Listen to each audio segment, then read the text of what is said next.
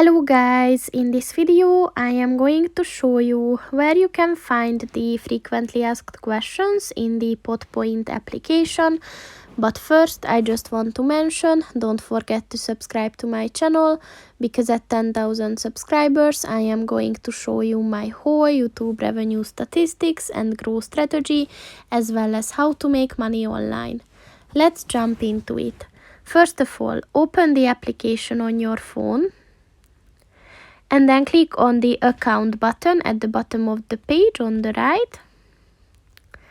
And then at the settings section, click on the help center button. And as you can see, by clicking on the subtopics button, you will be able to find some different topics. And if you click on the, for example, charge scheduling button, and then you will be able to find the most frequently asked questions regarding that topic. And if you click on one of them, then